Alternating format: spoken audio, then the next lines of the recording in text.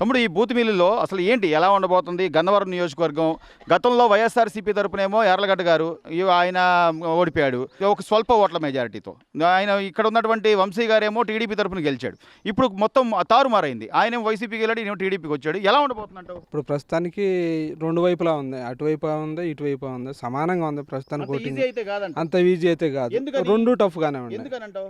ఎందుకంటే వంశీ గారు చేసిన అభివృద్ధి కానీ లేదంటే ఆయన చేసిన పనులు కానీ అది కూడా దృష్టిలో ఉంది. వంశీ గారు ఏం చేసినా కూడా అది టీడీపీ హయాంలోనే చేశాడు అంటున్నారు. టీడీ హయాంలో చేశారు. కాకపోతే ఇప్పుడు పార్టీ మారినా కానీ క్యాడర్ మారలేదు కదా. ఇప్పుడు వాళ్ళు మారినా కానీ క్యాడర్ మారలా, క్యాడర్ అలాగే ఉంది, రెండు వైపులా ఉంది. పోనీ అలా అనుకోవడానికి వైసీపీలో ఉన్న యార్లగడ్డ గారు మరి టీడీపీకి వచ్చాడుగా, ఈయన వైపు కూడా కొంత క్యాడర్ మారుద్ది కదా. క్యాడర్ మారిద్దంటే రెండు వైపులా ఉంది క్యాడర్. ఆయన వర్గం ఆయనకేముంది, ఈయన వర్గం ఈయనకేముంది, అంటే రెండు టఫ్ గానే ఉంటాయి. సో అంటే ఈ 4.5 సంవత్సరాల్లో గన్నవరం నియోజకవర్గానికి సంబంధించి 2 సార్లు గెలిచిన వంశీ గారు 2014 నుంచి 19 చేసిన వర్క్ ఉందంటావా? 19 నుంచి 24 ఇప్పుడు వరకు ఏమన్నా వర్క్ చేశాడంటావా? అంతకుముందు చేసిన వర్క్ ఎక్కువ ఉంది. అప్పుడు టీడీపీ ప్రభుత్వంలో ఉండగా ఆయన చేసిన వర్క్ ఎక్కువ. మరి అప్పుడు ఆయన టీడీపీలో ఉన్నప్పుడు చేసిందే ఎక్కువ అయితే టీడీపీకి సంబంధించి కొద్దిగా అభిమానం ఉండాలి కదా. ఉంటది, న్యాయంగా చూడాలంటే టీడీపీ వైపు ఎక్కువ మొగ్గు ఉంటది. అంటే పార్టీ మారేది కదా. ఇప్పుడు క్యాండిడేట్ చూస్తారంటావా లేకపోతే పార్టీలను చూస్తారంటావా? పార్టీని చూడండి, క్యాండిడేట్ నే చూస్తారు. ఎందుకంటే యార్లగడ్డ గారు అంతకు ముందు వేసి ఓడిపోయి ఉన్నారు కదా. ఒకసారి అవకాశం ఇచ్చే సానుభూతి ఉంది కొంచెం ఆయన ఉన్నాయి. మరి ఇక్కడ దాదాపుగా ఇక్కడ అంటే మాలపిల్లకి సంబంధించి కానీ లేకపోతే ఎవరైతే అణగారిన వర్గాలు ఉన్నారో వాళ్ళందరికీ ఆయన కేవలం అంటే అధిక వర్గాల వాళ్ళనే ఆదరిస్తున్నారు. మాలాంటి వాళ్ళు కనీసం ఇక్కడ రాను కూడా రాలేదని చెప్పి కొంతమంది ఇక్కడ కంప్లైంట్ చేస్తున్నారు. లేదు వచ్చారు, అంతకుముందు ఏదో ఒకసారి వచ్చి చూసి వెళ్ళారు. ఇంకా ప్రచారాలు జరగలేదు కాబట్టి ప్రచారానికి వచ్చినప్పుడు వస్తారు.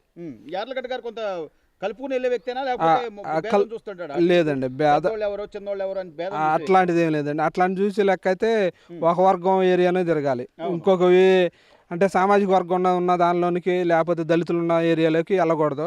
మరి ఆ లెక్క వచ్చినప్పుడు దళితుల ఇళ్ళలోకి వెళ్ళాడు. దళితులు సామాజిక వర్గం పక్క సామాజిక వర్గం ఎవరైనా కానీ వెళ్ళి ప్రతి ఒక్క ఇంటికి పోయి తిరిగి వచ్చారు ఆ రోజు. వంశీ గారిని కనుక ఆలోచిస్తే ఆయన గతంలో ఉన్న పార్టీ కానీ లేకపోతే గతంలో 2 సార్లు గెలిచిన పార్టీ అని కూడా అభిమానం లేకుండా పార్టీ కార్యాలయం ధ్వంసం చేసినా లేకపోతే అక్కడ దాడులు చేసినా కూడా ఆయన పెద్ద పట్టించుకున్న దాఖలాలు లేవు. రేపొద్దున వైసీపీ నుంచి కూడా ఆయన మారడు లేకపోతే వైసీపీ కార్యాలయం మీద దాడి చేయించడానికి గ్యారంటీ ఉందంటావా? సో ఓవరాల్ గా చూస్తే ఏమంటావు? గన్నవరం ఈసారి సీట్ ఎవరు గెలిచే అవకాశాలు ఉన్నాయి? అంటే టీడీపీకి కొద్దిగా మొగ్గు ఎక్కువ ఉంటుందేమో, అంటే యార్లగడ్డ గారికి కొద్దిగా ఉండే అవకాశం ఉంటుందేమోనని. ఎందుకు అంటే ఒకసారి వేసి ఓడిపోయారు గన్నవరం నియోజకవర్గం. గన్నవరం నియోజకవర్గంలో ఎప్పుడు ప్రజలు కూడా ఎవరిని మోసం చేయరు. ఇప్పుడు ఏంటంటే ఒకరికి అవకాశం ఇచ్చినా కానీ ఇంకొకరికి, ఇప్పుడు అంతకుముందు ముద్రపోయిన వెంకటేశ్వర గారు ఆయన ఇప్పుడు పార్టీలో సీటు ఇవ్వకపోయినా కానీ ఇండిపెండెంట్గా గెలిచారు. అది పార్టీలకు సంబంధించింది కాదు. అదేంటంటే సానుభూతి పరంగా ఓట్లు పడి ఆయన మళ్ళీ వేసారు.